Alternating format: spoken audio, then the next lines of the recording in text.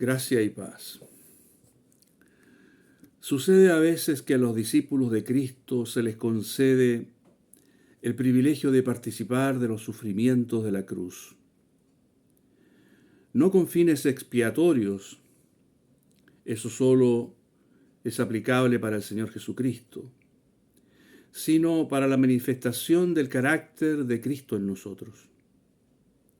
Como el Señor dijo: si alguno quiere venir en pos de mí, niéguese a sí mismo y tome su cruz y sígame.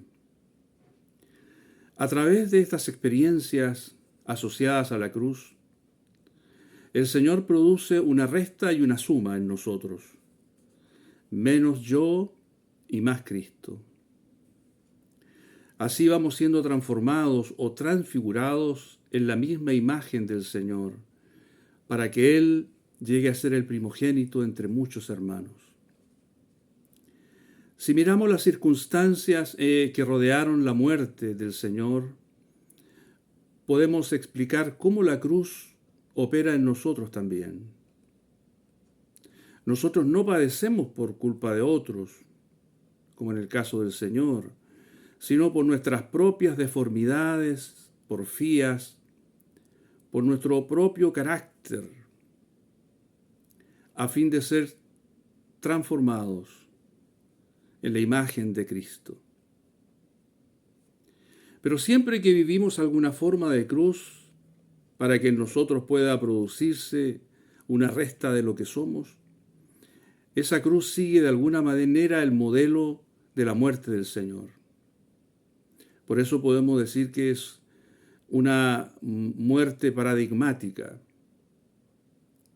Y todo esto ocurre por la permisión amorosa de Dios. Vamos a mirar cómo murió el Señor. Y vamos a extraer algunas lecciones que pueden aplicarse a nosotros en algunas circunstancias. Lo primero que podemos notar es que Dios le ayudó al Señor a sufrir, pero no le evitó morir. En Lucas 22:43 dice que se le apareció un ángel del cielo para fortalecerle. Esto no significaba librarle del dolor, ni de la cruz, sino que simplemente le ayudó para que lo pudiera soportar.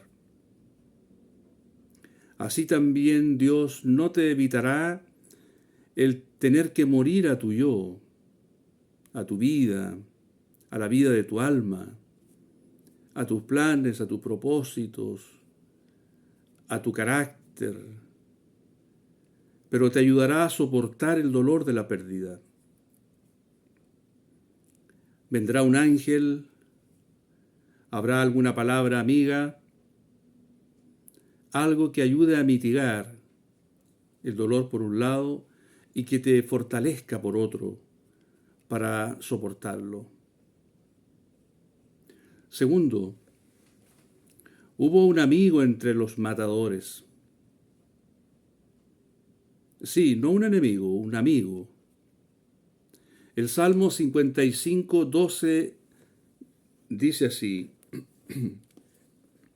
porque no me afrentó un enemigo, lo cual habría soportado, ni se alzó contra mí el que me aborrecía, porque me hubiera ocultado de él. Sino tú, hombre, al parecer íntimo mío, mi guía y mi familiar, que juntos comunicábamos dulcemente los secretos y andábamos en amistad en la casa de Dios. En el caso del Señor, este fue Judas. En tu caso, va a ser una experiencia difícil, como dijimos, porque no tiene que ver con un extraño o con un enemigo, sino con un amigo. Hay un escritor cristiano que escribió un librito denominado La bendición de la traición. Vamos a leer algunos fragmentos de ese libro porque nos ayudan a entender esto. La dura experiencia de ser traicionados por nuestros amigos y amados debe ocurrir forzosamente en la vida de cada creyente. Yo creo, dice él, que cada hombre en quien Jesús mora tendrá en estos terribles tiempos postreros su propio Judas personal. Porque en la era de la apostasía se destacará el hermano falso. Asimismo, la traición es la experiencia común de cada hombre a quien Dios ha usado alguna vez para su gloria.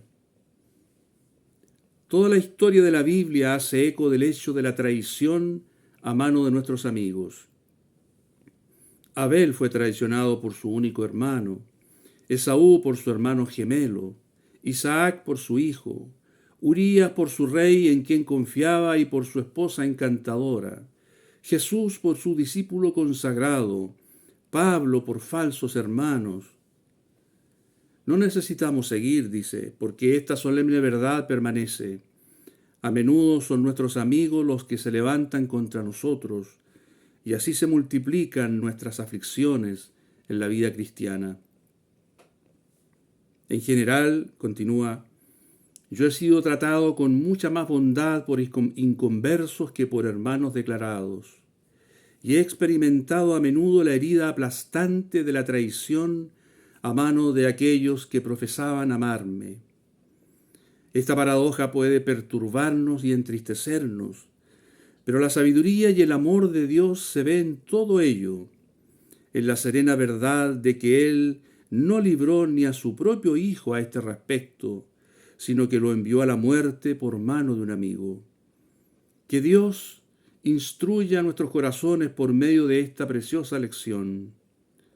Necesitamos la experiencia de la traición para aprender la verdadera sumisión al Señor. Dios pudo haberlo evitado si hubiese querido, pero lo permitió para nuestro bien. Nuestro traidor intentó hacernos mal, pero Dios lo volvió todo para bien. Al final de esta experiencia puedo decir con gratitud que un traidor me entregó a circunstancias que cambiaron el curso de mi ministerio y me lanzaron a la mayor obra de mi vida. Un traidor trajo a mi vida penalidades que me llevaron a ser librado de la dependencia del hombre y me hicieron un hombre libre en el Señor. Hasta aquí la cita.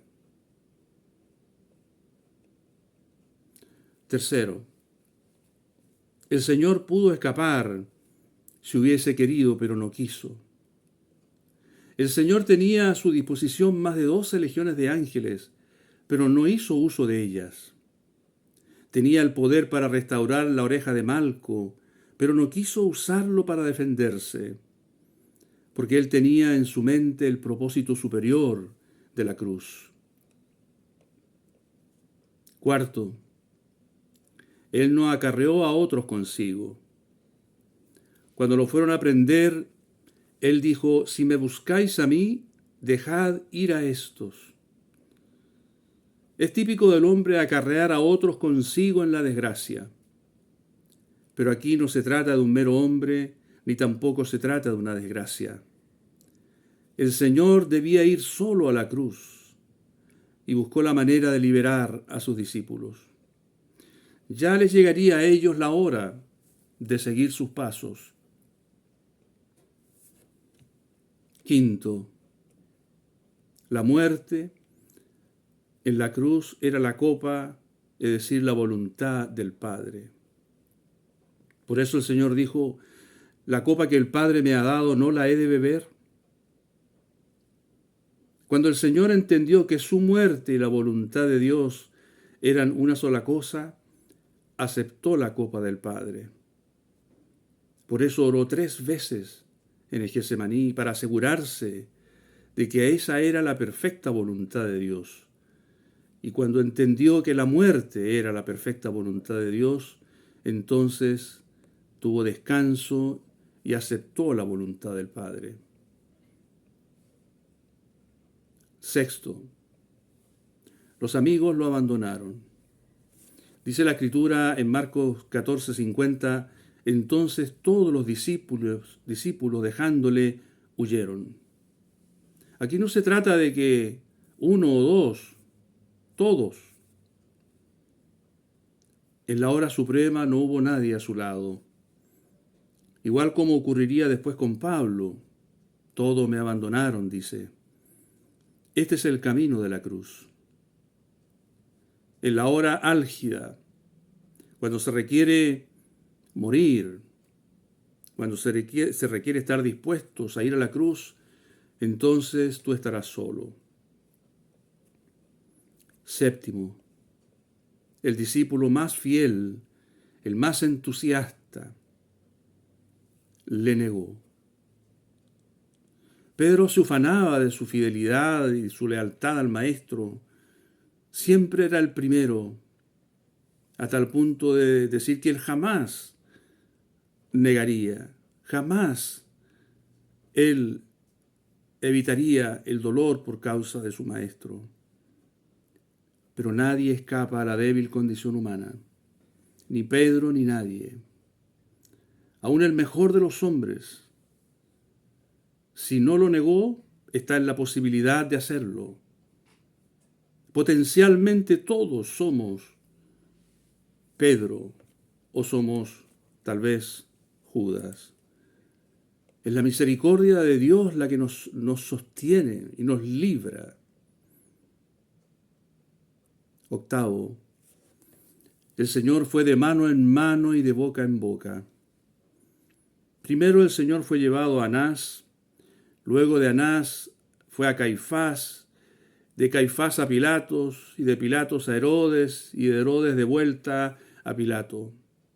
Y luego Pilato lo entregó a los principales del Sanedrín, y estos a los soldados y a la chusma para ser crucificado. No hubo ningún respeto hacia él. Todos sus supuestos delitos se ventilaron pública y vergonzosamente. Nada se hizo con discreción, nada con una pizca siquiera de deferencia. Todo se ventiló a los cuatro vientos y anduvo de aquí para allá. ¿Dónde estuvo la dignidad, el respeto a los que hoy se conocen como los derechos humanos? Noveno, en los relatos que hacen los evangelistas no hay ninguna descripción acerca de cómo lo clavaron, ni de su reacción a los azotes y a los clavos. Nada de eso es público. Sus sufrimientos fueron ofrecidos a Dios. Él se ofreció como una víctima, voluntariamente como un holocausto grato al Padre. El relato de los evangelios es escueto, es sobrio, no hay ni una exhibición de sus dolores. Para no impresionar a nadie, para no hacer alarde de nada, como si nunca hubiese sufrido. Décimo, en la hora suprema el Señor no buscó refugio en su familia, sino al contrario, Él proveyó refugio para su familia, específicamente para su madre y para su discípulo amado. Dice la Escritura que cuando Jesús vio a su madre y al discípulo a quien Él amaba, que estaba presente, dijo a su madre: «Mujer, he ahí tu hijo». Y después dijo al discípulo: «He ahí tu madre». Y desde aquella hora el discípulo la recibió en su casa.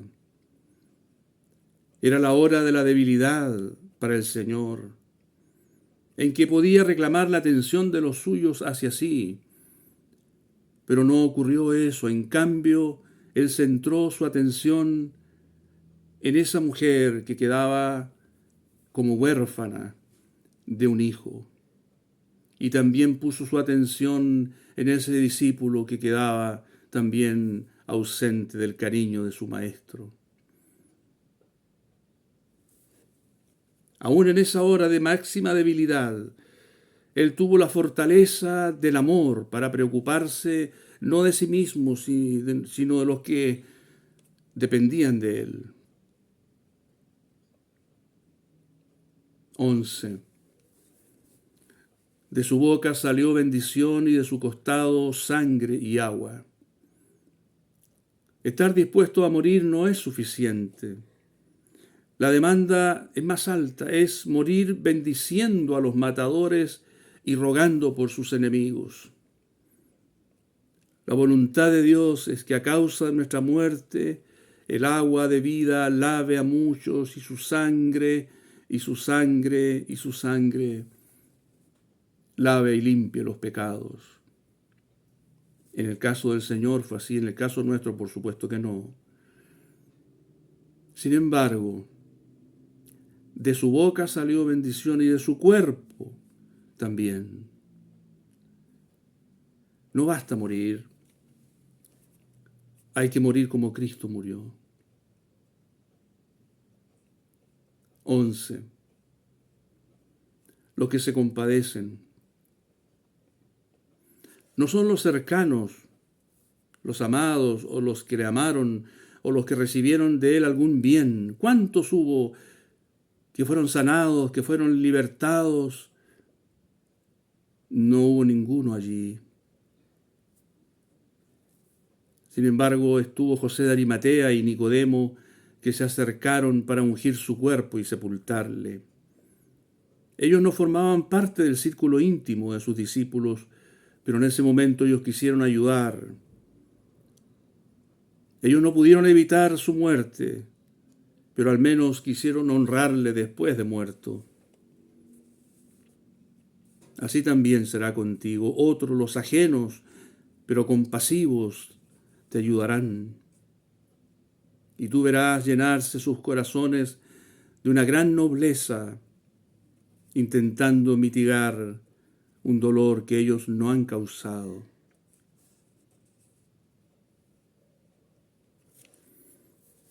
Y finalmente, después de toda la crisis de la cruz y de estas circunstancias tan amargas que hemos revisado, está la mañana de la resurrección.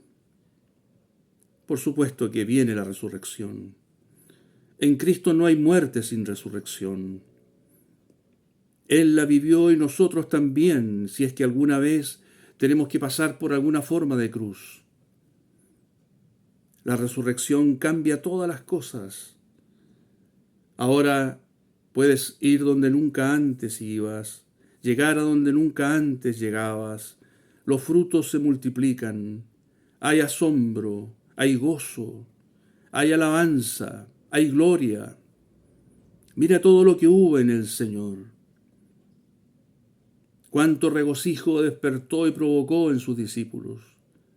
Cuántas cosas sucedieron en esos 40 días que estuvo con sus discípulos visitándoles y después de su ascensión y su exaltación, su entronización. Por supuesto, en el caso nuestro, tiene una medida mucho más limitada. Sin embargo, hay una medida de gloria, tal como la hubo con Lázaro después de la resurrección, que estaba sentado a la mesa con el Señor, mientras Marta servía y María ungía los pies de Cristo. La presencia de Lázaro allí significaba resurrección, significaba gloria. Había un olor especial, no solo del perfume derramado, sino de un hombre que había estado muerto y ahora estaba vivo. Uno en quien se habían perdido las esperanzas y ahora había sido recuperado. La gloria de la resurrección siempre estará presente cuando hay alguna forma de muerte, alguna forma de cruz en la vida del cristiano. Estas cosas que estamos diciendo no significan, reiteramos, que esta cruz tenga el carácter expiatorio de algún pecado nuestro, de alguna falta, de ninguna manera. Es solamente la cruz que opera para resta y suma, como hemos indicado, para la transformación de un carácter, para la transfiguración hacia la gloria de Jesucristo, para la imagen de aquel a quien nosotros servimos, seguimos y amamos. Que el Señor nos conceda la gracia para que, llegado el momento, y seguramente va a haber muchos momentos, algunos pequeños, leves, otros más profundos y más dolorosos, y alguno tal vez va a ser tan crítico que va a poner en juego toda nuestra carrera, toda nuestra vida, todo nuestro servicio. Pero sea como fuere, pequeña o grande, En cada circunstancia nunca estarás solo. Habrá socorro, aliento, el aliento de aquel que pasó y que estuvo en la cruz verdaderamente, físicamente, dolorosamente, no habiendo él cometido ni un solo pecado, ni un solo desliz, ninguna falta. Nosotros muchas veces, a causa de nuestra deformidad, de nuestra defección, de nuestros múltiples pecados, de nuestras porfías, apresuramos el paso hacia la cruz.